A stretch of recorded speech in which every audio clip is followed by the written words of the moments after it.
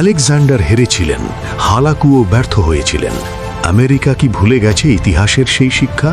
ইরানের ভূগোল একটি প্রাকৃতিক দুর্গ। জাগ্রস পর্বতমালা, কাভির মরুভূমি, হরমুজ প্রণালী, প্রতিটি এলাকা আক্রমণকারীর কবর।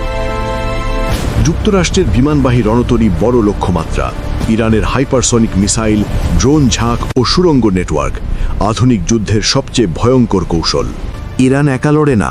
হিজবুল্লাহ, হামাস, হুথি, ইরাকি মিলিশিয়া, মধ্যপ্রাচ্য জুড়ে ইরানের প্রক্সি বাহিনী একসাথে আঘাত করতে পারে। 40 বছরের নিষেধাজ্ঞা সত্ত্বেও ইরান ভেঙে পড়েনি।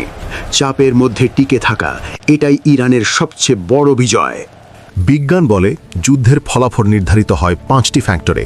ভূগোল ইরানের পক্ষে, জনসংখ্যা ইরানের পক্ষে, অ্যাসিমেট্রিক প্রযুক্তি ইরানের পক্ষে, প্রক্সি নেটওয়ার্ক ইরানের পক্ষে, মনোবল ও আত্মপরিচয় সম্পূর্ণ ইরানের পক্ষে। বিজ্ঞানের হিসেব স্পষ্ট, এই যুদ্ধে ইরানকে হারানো কার্যত অসম্ভব। আপনি কি একমত? কমেন্টে জানান এবং সাবস্ক্রাইব করুন সত্যিকারের বিশ্লেষণের জন্য।